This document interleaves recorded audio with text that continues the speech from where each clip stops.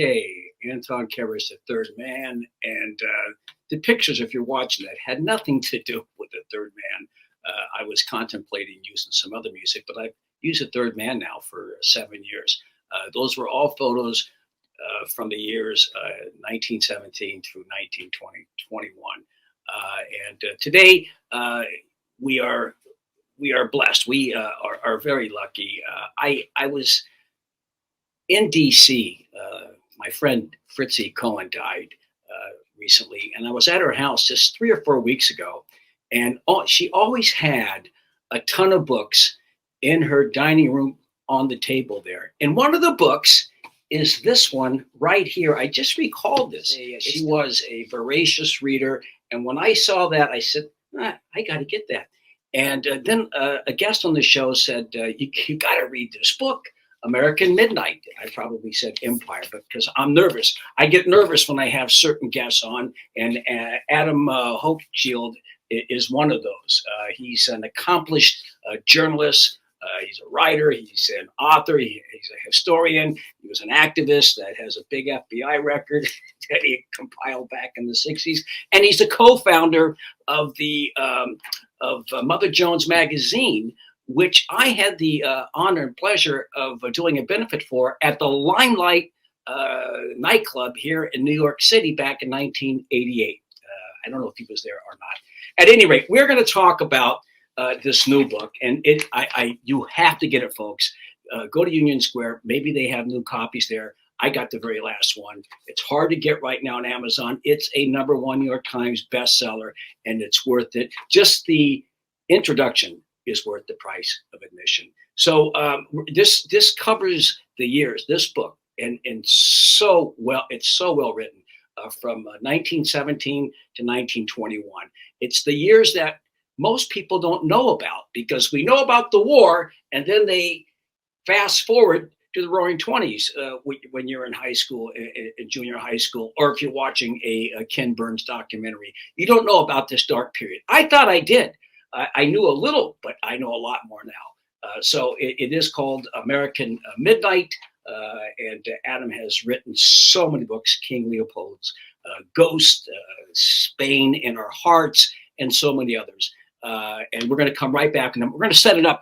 This is music from that era, 1917. George M. Cohen wrote this tune. It's called Over There, but this is a fellow by the name Murphy who first recorded it. This is from 1917. We'll be right back with Adam Hochschild. Johnny, get your gun, get your gun, get your gun. Take it on the run, on the run, on the run. Hear them calling you and me, every son of liberty. Hurry right away, no delay, go today. Make your daddy glad to have had such a lad. Tell your sweetheart not to pine, to be proud her boy's in line. Over there,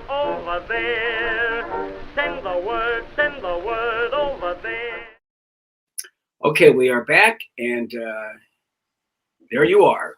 Welcome back to the show. It's been 6 years. 6 years. The last time you're on, about this time in 2016, we talked about that brilliant book, that epic book about the Spanish Civil War and the Abraham Lincoln Brigade and all the other characters, Spain in Our Hearts. And it's great to have you back.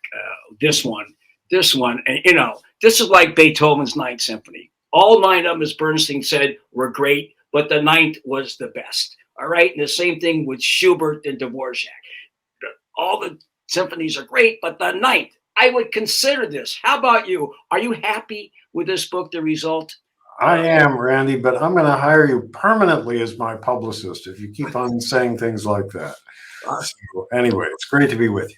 All right, so let's look at the title first. All right, the title is American Midnight. Now, I know King Leopold's Ghost is going to be about King Leopold and Belgium in Congo. I know Spain in Our Hearts is going to be about the Spanish Civil War.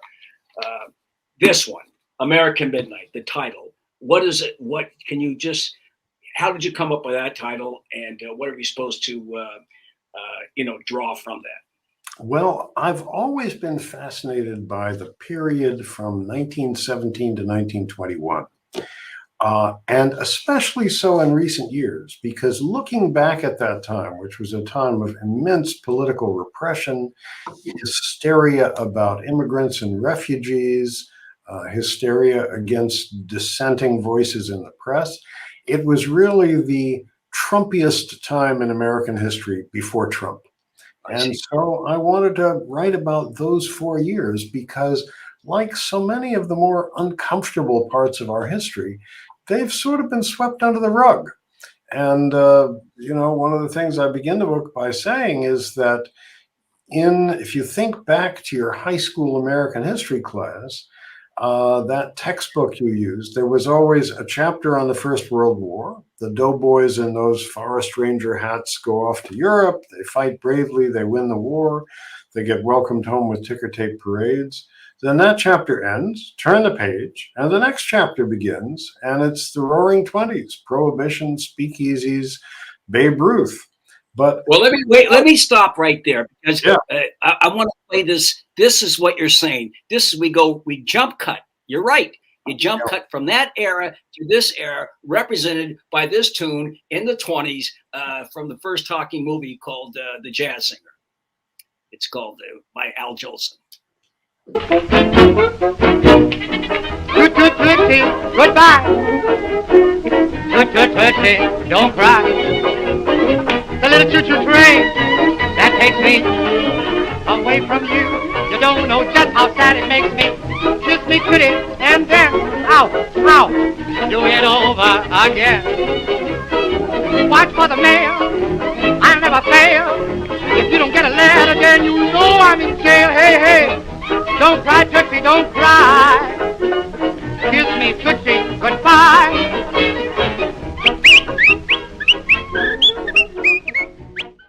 Okay, it's a Warner Brothers film, Vitaphone Music. First, not really the first talkie movie, but it's legend has it that it is. But that's it. You go from the First World War, you go from the George M. Cohan catalog of pro-war music, and then you go forward, you fast forward, and the next thing you see is that kind of music and that kind of culture. Everything in between has disappeared. that's right. You go straight from over there to The Jazz Singer and leave out a lot that happened in between. Well, you say it somewhere here. I have to paraphrase you that this is a story about what was supposed to be a war to save democracy that ended up being a war against democracy at home, something more or less like that. And it really was. I mean, we were fighting, I guess, 6 fronts. You were in Europe, and then we were fighting against dissent at home, against organized labor, the press, immigrants, and the Socialist Party. Those were the 5 battles that I really see that come crystal clear at home in your book. So let's go back. Let's go back how it started. So you got the war. All right, because the war is the justification for all of these home battles. So how did the war really start? Can we talk about the 1916 election, where it was Charles Evans Hughes? The Republican Party hadn't lost an election, maybe 1 or 2 since Lincoln, and so he was favored to win that, and Wilson barely pulled it out. And I think it was because of the anti-war, non-war, that he kept us out of that war in Europe. And people were thinking, well, especially in the Midwest, like Ohio and Kentucky, they supported him. Wilson. That's absolutely right. In 1916, remember, Europe had been furiously at war for the previous 2 years, with people slaughtering each other in immense numbers in ways that the world had never previously seen. The United States was ostensibly neutral. I say ostensibly because we were selling huge amounts of arms and munitions to the Allies. American business was equally free to sell stuff to the Germans, but they couldn't because Germany was surrounded by a tight naval blockade. Wilson won the presidency again, was reelected in 1916. He'd been president for 4 years. On the slogan, "He kept us out of war." Wilson was smart enough himself not to use those words because I think even by the 1916 election, he was pretty sure that in one way or another, the US would be joining the war. And indeed it did, just some 5 months after he was elected. Well, you talk about us selling arms. We were shipping arms. There was a lot of war fever because the Lusitania was sunk. But in the book, I did not know this. That, and along with other ships, and the Germans had advertised, "Do not take this ship because it was fair game." What was the cargo on the Lusitania that what people don't know about? There was a cargo. This was in 1915. Right. And the sinking of Lusitania got tremendous publicity because I believe more than 1,000 people were killed, many of them women and children, and more than 100 of them Americans. And this was treated as an absolute outrage. Americans from this peaceful country, being sunk just because they'd gotten on a ship for England. But as you say, the Germans had published advertisements in American newspapers saying, "Do not take this ship," specifically targeted towards people boarding that ship, because they knew that ships like this were carrying munitions to Britain and France. The Lusitania carried, I believe it was more than 4 million rounds of rifle ammunition, all sorts of other war goods as well, because the US was doing a booming business supplying war supplies to the Allied countries, particularly Britain and France. And Germany was anxious not to have the United States come into the war, so they warned Americans not to travel on these ships. Finally, in early 1917, and incidentally, when the US shipped these war supplies to Europe, they were safe if they traveled on American ships. The Lusitania was a British ship. In early 1917, the Germans announced that they would sink any ships carrying supplies to Britain and France. They quietly offered to negotiate about that with Woodrow Wilson. He rebuffed them, didn't negotiate with them. Hold on there for a second. The American public, were they aware? Because I know the Brits were not aware of how bad the situation is for British troops fighting in the trenches. In fact, it was so bad that Prime Minister at the time, David Lloyd George, had confided with the Guardian editor C.P. Scott. He said, if people really knew the truth, this war would be over tomorrow. But of course they don't know, and they can't know, and they never really knew how bad it was. Did the American people know how bad it was? Were reports coming into this country about how difficult it was for all of these troops at the time before it was censored? Absolutely not. World War I was a place where wartime press censorship was more extreme than it had ever been before, in part because governments had control over the telephone and telegraph lines that reporters needed to send their stories home. Great Britain especially was very eager not to have anything appear in its newspapers or in American newspapers that reflected adversely on what the war was like, how brutal and senseless the war in the trenches was. Anything that came home from correspondents at the front was heavily, heavily censored. And as a result, in this country, as in all the countries that fought the war, if you look at what was published in newspapers, in novels, in magazine stories, in films, it was a very glorified version of war. Soldiers were shown, heroically charging, always forward, never retreating, heroically charging forward, capturing the enemy trench. Meanwhile, fighter pilots dueling in the skies overhead, your side's pilots coming back victorious. This is the image that most people in most countries have about what it means to go to war. And of course, the actual reality of it was far more brutal, far worse than that. So from 1914 up until the time we entered, we didn't know that much about it, how brutal it was, because the Brits were influencing American newspapers here not to report back on it. Would that be correct to say? They had total control over the transatlantic telegraph lines, so that any American reporting that reflected badly on the performance of British troops or implied how difficult and dangerous and painful conditions in the trenches really were just didn't get transmitted. So Wilson was probably aware of it, and other people knew about it. They didn't want to end the war. Wilson does squeak out that victory, and he's very cagey about it. He's not going to go to war. I don't know when he made the decision that he was going to go to war, but because in January he gave a speech, and it's in your book, saying that this long speech about, look, we need peace without victory. All right, this was in January 1917. In 1970, in January, but now 3 months later, in April 2nd, he delivers this speech. And you point out in the book where he finally is going to announce, let's go to war. Congress, I guess, declares war. He declares war. Congress has to declare war. But he had gotten some cables a month earlier from the ambassador from the U.S. to the Court of St. James in the U.K. Can you tell us about that?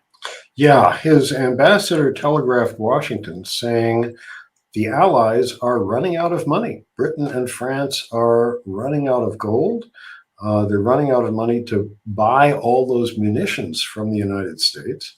40% of Britain's war budget was being spent in the United States. And the only way, the ambassador said, that they're going to be able to continue to pay for all this stuff we're selling them is if the U.S. joins the war and we can extend government to government credits. And in addition to that, there was the matter that many individual Americans and American banks had bought British and French war bonds, and they were not going to get paid back. And on top of all this, the war had reached a sort of stalemate. Neither side was advancing. They were dug into those trenches that went across northern France and Belgium. And it was clear to Wilson that unless the United States joined and put the weight of the world's largest economy and its 100 million population on the side of the Allies, unless it joined, the war would be a stalemate, and it would be disastrous for America economically. And if Germany had won, it would be disastrous for the U.S. economy. Now, look. So he delivers his speech on April 2nd. He's got this cabinet all full of Southern Democrats and this advisor by the name of Colonel House that is encouraging him to.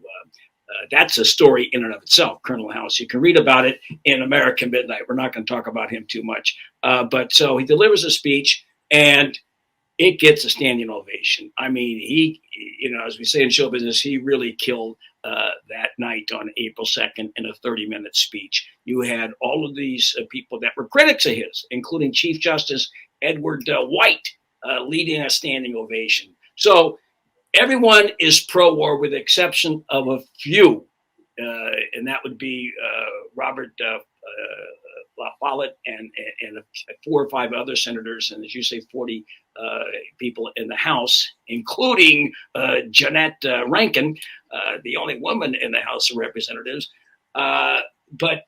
So we're going to go to war. But was there enthusiasm? I know a lot of people immediately joined, but was there really a lot of enthusiasm in this country to, put on a uniform and go to war? There was. It's hard to measure because there were no opinion polls in those days. So it's hard to guess just what the feeling was. But my hunch would be, just looking at the available record, what you can pick up from newspapers and magazines and so on, My hunch is that probably 60% of the people in the United States thought, yes, we should be in this war. We should, it was, Germany was a nasty imperial power that started it. They invaded poor, innocent little Belgium and then France.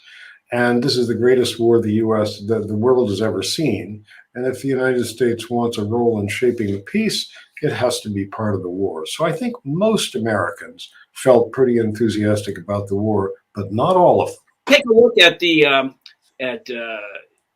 immediately afterwards. I mean, we were not ready to go to war. There's only 100,000 troops available at the time, and many of those were poorly trained. And eventually, a million ended up going over there. There were 3 million. There were 3 million people that I believe signed up, and out of that, 300,000 didn't show up. 300,000 people who did sign up did not. Who got the draft cards? Was it 300,000 or 30,000? How many people did not show up? Actually, 10 million young American men showed up for the draft, as was required. But some 3 million either never appeared or registered for the draft and then never came once they were called. Actually, a higher percentage of people trying to evade the draft than did so during the Vietnam War. But it was easier to do in those days. There were no social security numbers. There was no electronic ways of tracking you where you were. So a lot of Americans did not want to fight for a variety of reasons. Some out of political conviction. People on the left felt the workers of the world should not be fighting each other, but should be fighting the capitalists. Some simply didn't want to risk their lives, or, they needed to keep a family farm going or support their parents or whatever. So for a variety of reasons, a lot of Americans did not want to fight in that war.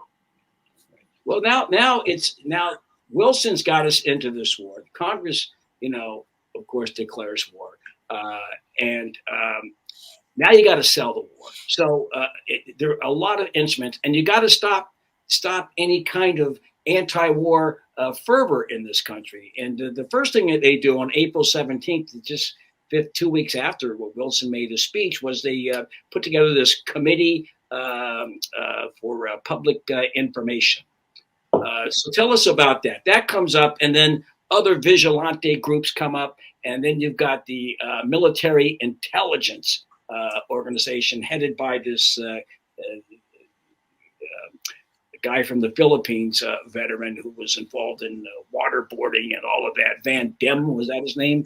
Van Diemen, right. A huge variety of things. Well, let's start with the Committee on Public Information, right, which was the first, in this country, the first government propaganda agency. An enormous operation.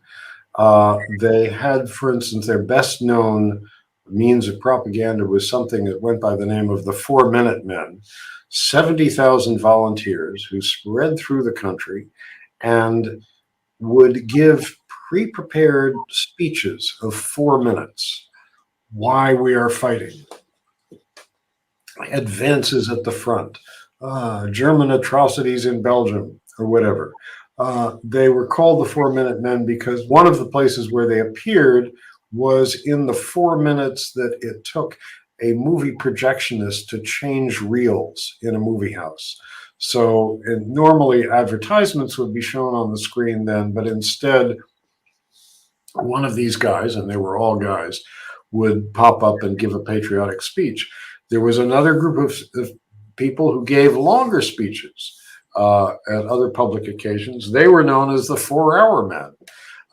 They produced posters, postcards, placards you could put in your window, books, pamphlets, movies, feature-length films, shorter films, all dedicated to convincing the United States that they were on the right side and should be putting all possible effort into this war.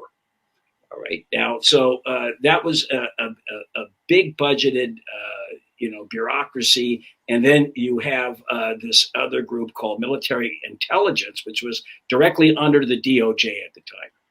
That's right. Actually, under the War Department. Well, it was under the department. Yeah. Here's how that came about. There was a guy, a very sinister and interesting man who's a figure in this book. His name is Ralph Van Diemen.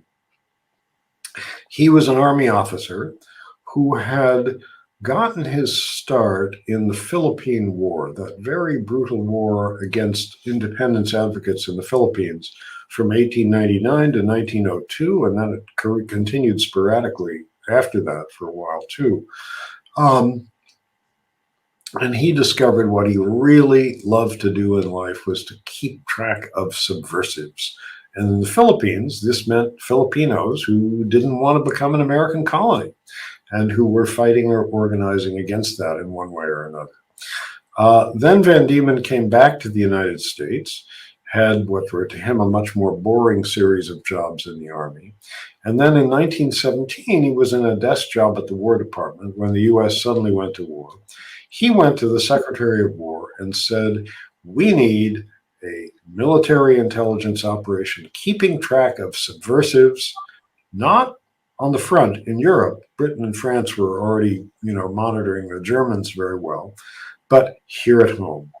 And so he was given an office. Within a year, he had 1,000 people working for him, military and civilian.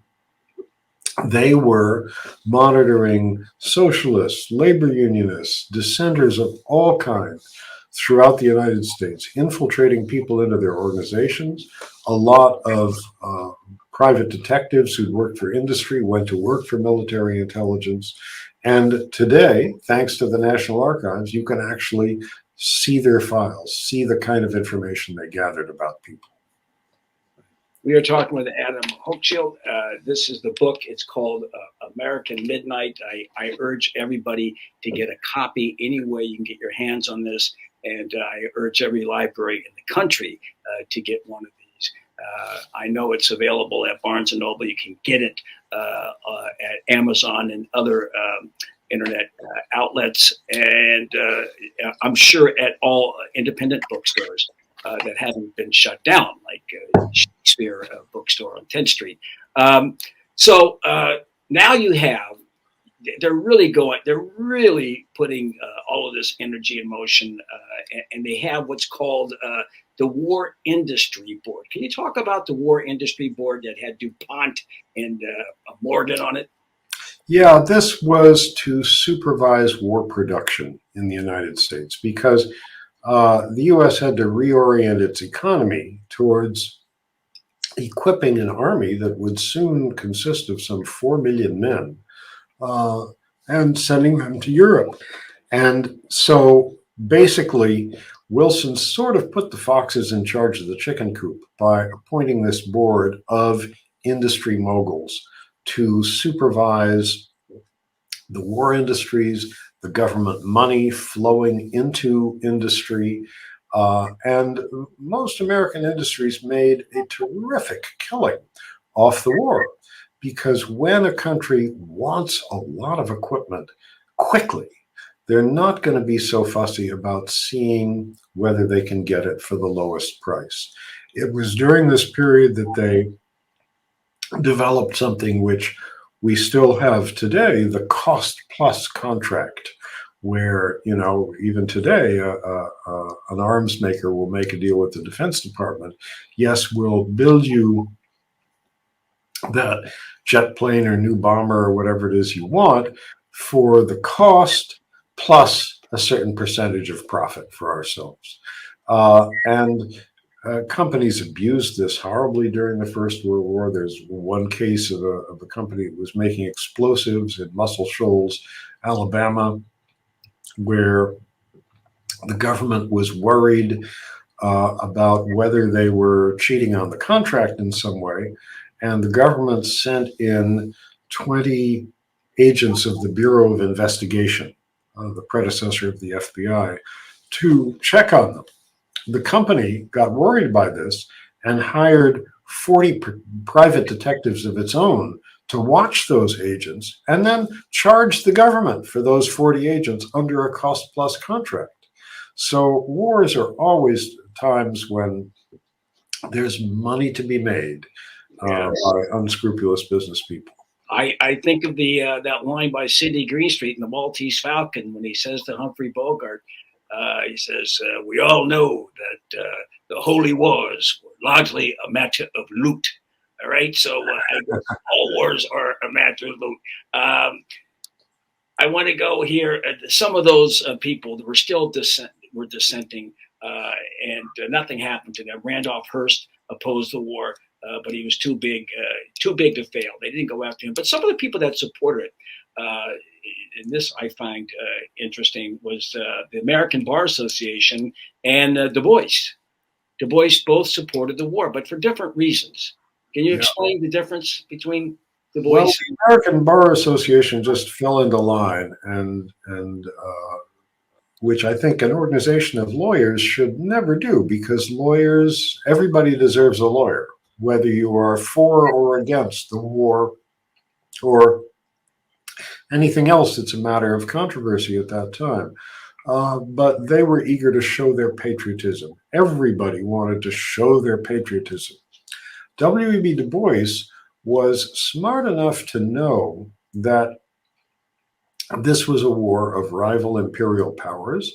He was smart enough to know that some of what they were fighting over was each side wanted the other's colonies in Africa. But his great allegiance was to his fellow Black Americans, and he felt that they would have the greatest chance of advancement if they joined the military, fought hard, and then came home and said, "We fought for our country. Now we really deserve a fair share of it." And then I want to talk about the bizarre group that really mushroomed big time, called the American Protective League. Yeah. This fellow by the name of Briggs. Can you tell us about him and this league? Yeah. Briggs was an advertising man in Chicago who was a little too old to fight, but wanted to feel he was doing something patriotic. And he came up with the idea of basically organizing a nationwide civilian vigilante group. He went to Washington just as the war was beginning, actually just before the U.S. entered the war, but where it was clear that this was likely to happen. And offered to do this, got Justice Department approval.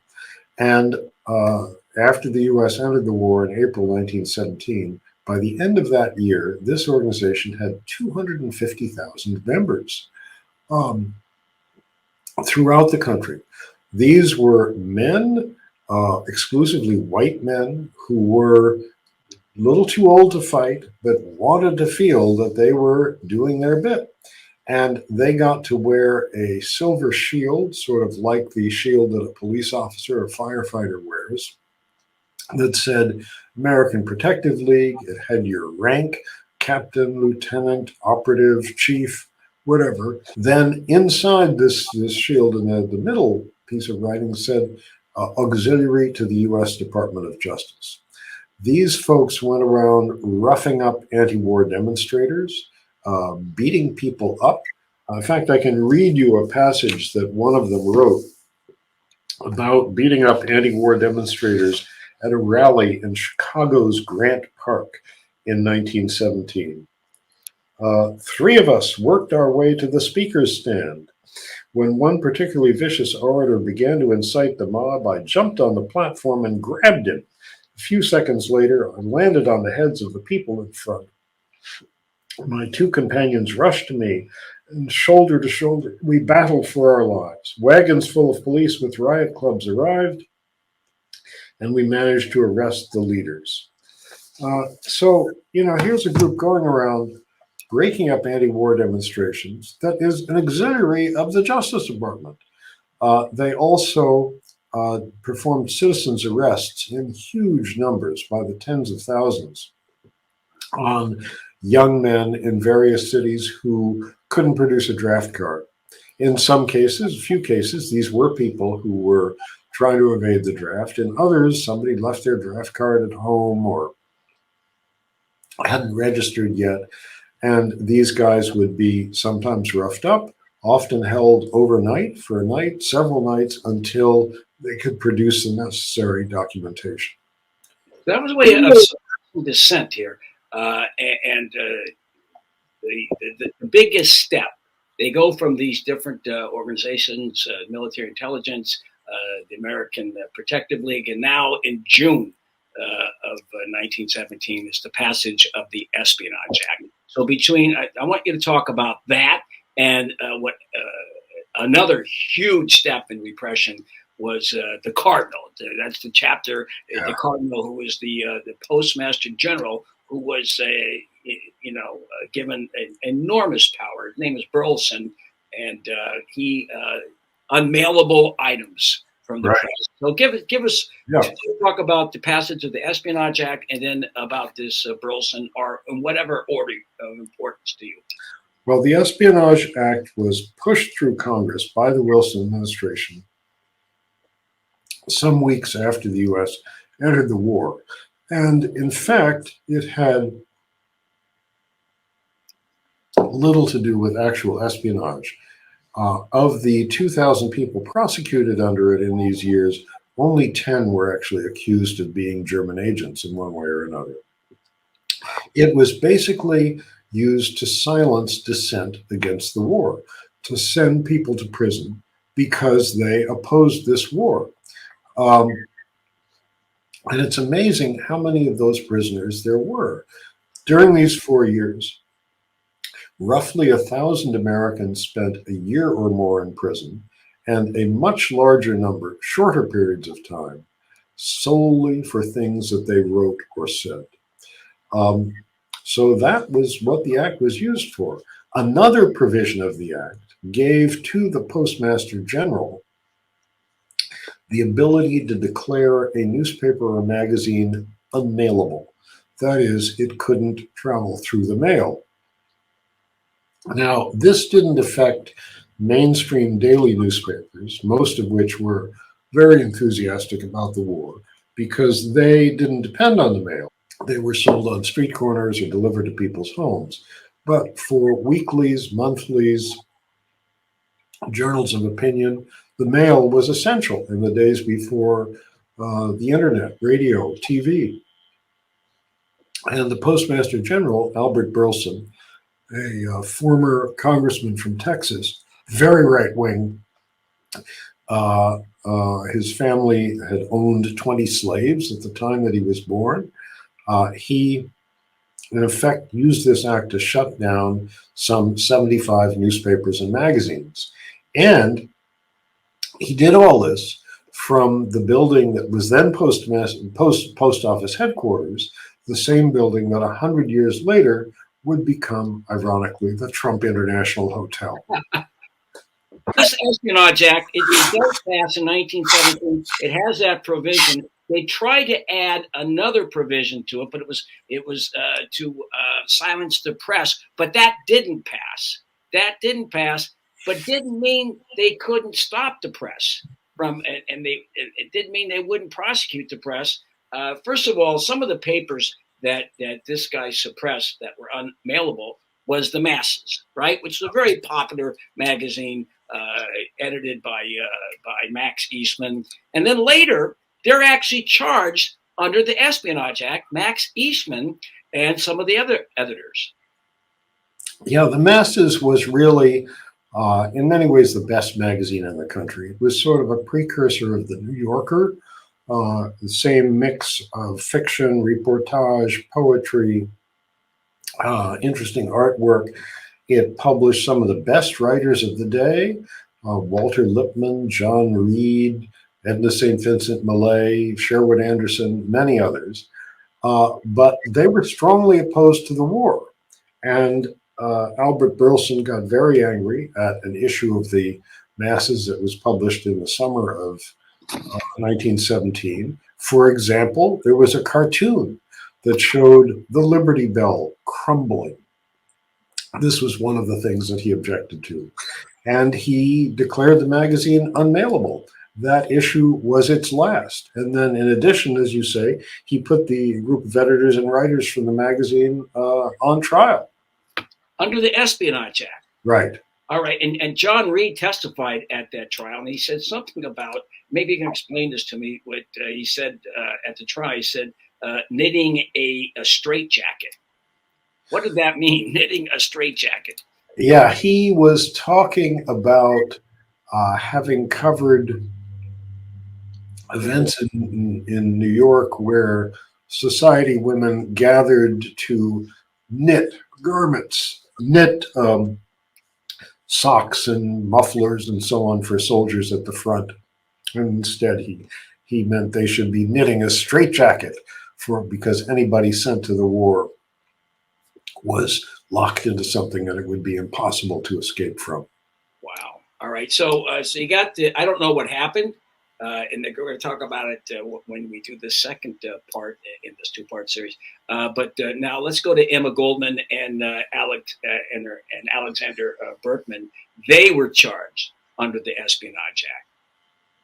They were Emma Goldman, the sort of all-around radical troublemaker, anarchist, orator, defender of women, preacher of birth control, somebody who was really sort of one of the most fascinating all-around revolutionaries that this country's ever had.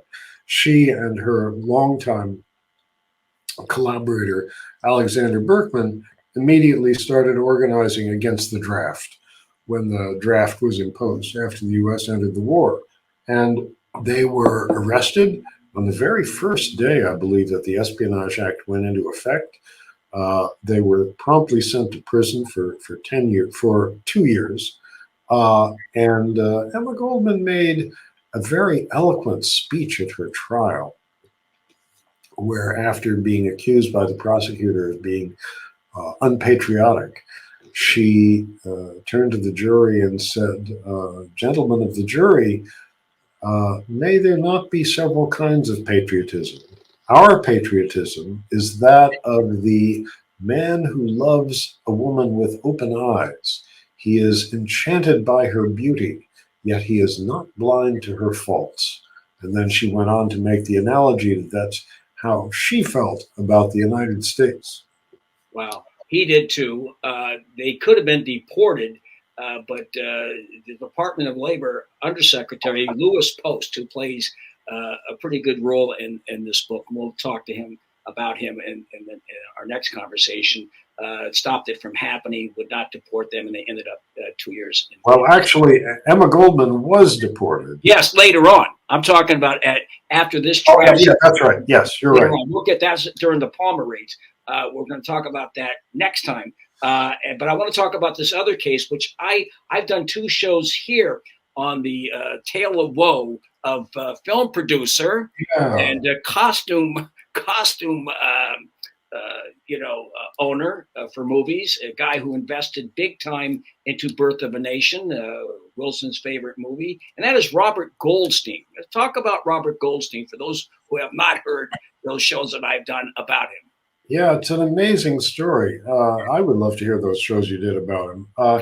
He was a filmmaker, and in 1917, he came out with a new film called The Spirit of 76, which was a big extravaganza, one of the more expensively produced silent films, I think, made at least on historical themes in the United States, about the American Revolution. And of course, the American Revolution was a matter of fighting the British. So in this movie, British soldiers and their Hessian mercenaries were shown doing nasty things, abusing American civilians, this sort of thing. And he was astonished to have the movie shut down and for him to be hauled into court under the Espionage Act because he was insulting our allies, the British. And he said in vain, look, this is about something that happened, 150 years ago.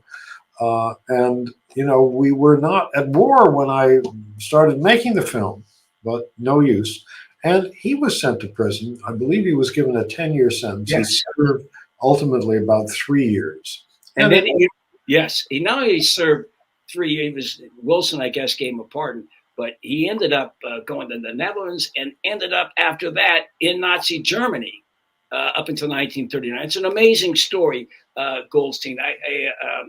It really is a sad. There's a book out by Anthony Slide called The Spirit of '76. I have a copy, and so does Fritzie Cohen. Had it, and they're difficult to get. They were $60 a piece, the hard copies. I want to move on here. The problem with Goldstein, he had a double whammy going for him. He was German and he was Jewish. I don't know if his parents were Jewish immigrants, and there was a lot of fervor against foreigners, and there was a lot of anti-Semitism. You bring up what Henry James had said. It's so disgusting, I can't repeat it. And the Leo Frank affair, you bring that up in the book. There was already, the country was anti-Semitic, and now they're anti-German, and they're really anti-immigrant. We have this song that was played, and you quote it in your book, and this is from Don't Bite the Hands That Feed You. Huh. If you don't like your Uncle Sammy, then go back to your home or the sea, to the land from where you came, whatever be its name, but don't be ungrateful to me. If you don't like the stars in Old Glory, if you don't like the red, white, and blue, then don't act like the cur in the story. Don't bite the hand that's feeding you. There you go, Gene Autry. That was sung 12 or 13 years after that song was written back in 1916, 1917. I want to go right to the spies and the immigrants, because the Wobblies, the IWW, was definitely in the crosshairs of the Justice Department, and they were brought down. So let's talk about the spies within them for a minute or two. Lewis Walsh, Leo Wendell. He represents. He's just one of many of those that infiltrated the IWW. A fascinating story. The IWW, Industrial Workers of the World, known as the Wobblies, were, of course, the country's most militant labor union. And I follow the story of this one guy in the book because it's just so fascinating. The Justice Department heard that there was a move to start wobbly organizing in Pittsburgh, Pennsylvania, which was a big industrial center, a lot of war industries there. And they decided to infiltrate somebody into the group. They sent there a private detective named Leo Wendell. And using another name, Lewis Walsh, he managed to join the group of Wobblies who were organizing a chapter in Pittsburgh and to be elected its secretary. He lived in Pittsburgh for 3 or 4 years. He was active in the city's radical library. He was friends with people in the Socialist Party. He was on the strike committee for a big steel strike.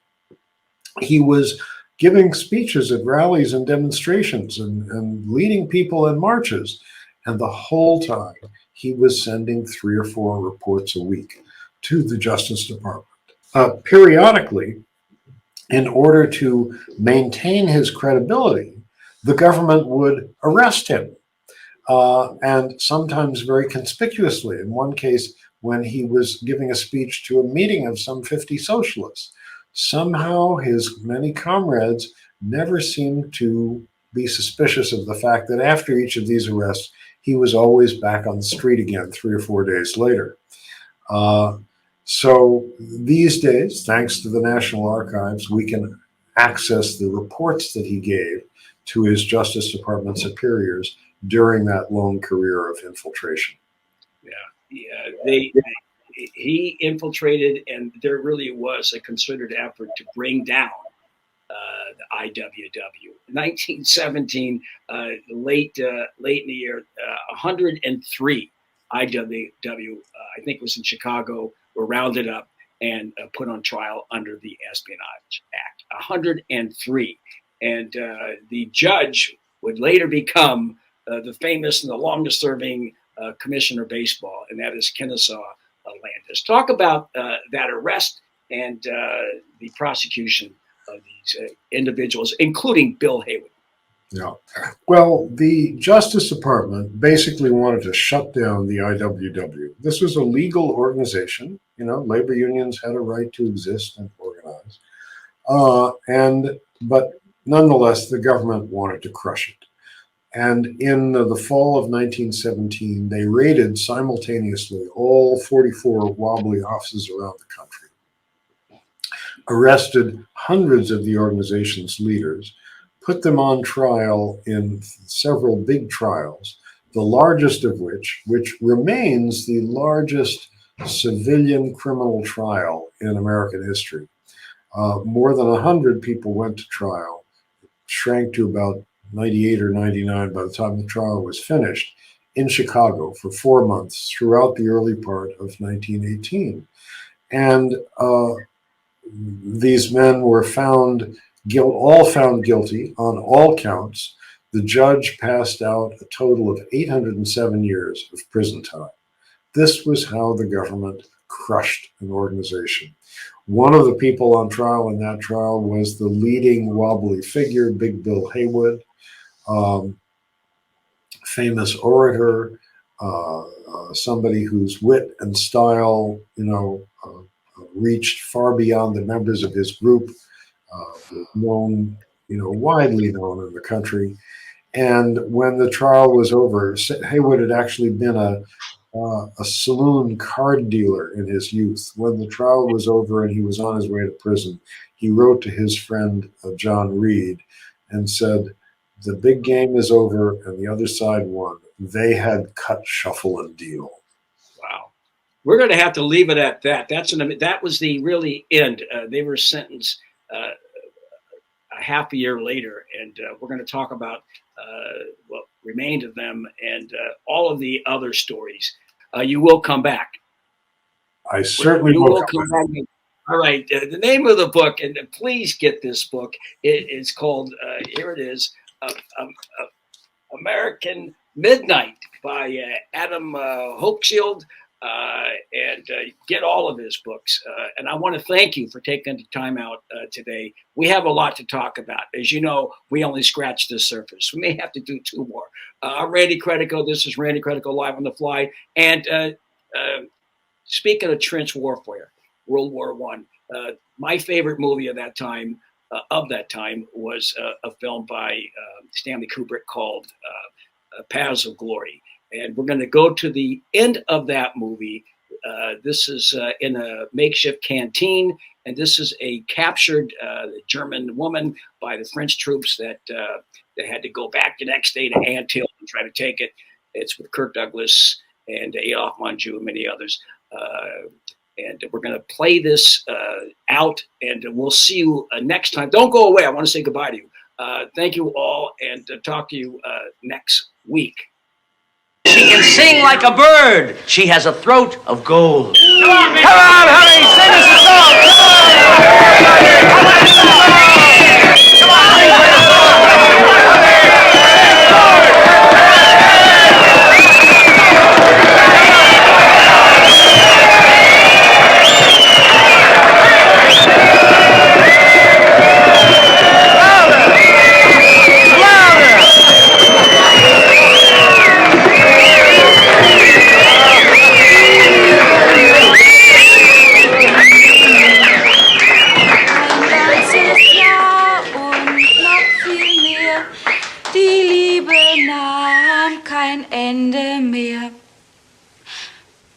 als man ihm die Botschaft bracht, dass sein Herzliebchen im Sterben lag, da ließ er all sein Hab und Gut und eilte seinem Herzliebchen zu.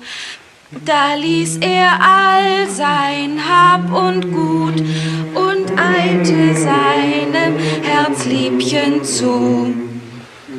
Ach bitte, Mutter, bring ein Licht, mein Liebchen stirbt, ich seh es nicht. Das war früher und wir gesagt, dem wird sein Mädchen dafür war ein treuer Husar, der liebt sein Mädchen ein ganzes Jahr. Es war am Morgen ein treuer Husar, der liebt sein Mädchen ein ganzes Jahr, ein ganzes Jahr. Die Liebe nahm keine mehr, ein ganzes Jahr und viel mehr. Die Liebe nahm keine mehr. Als man die Botschaft nahm, dass sein Herz im Sterben lag, da ist er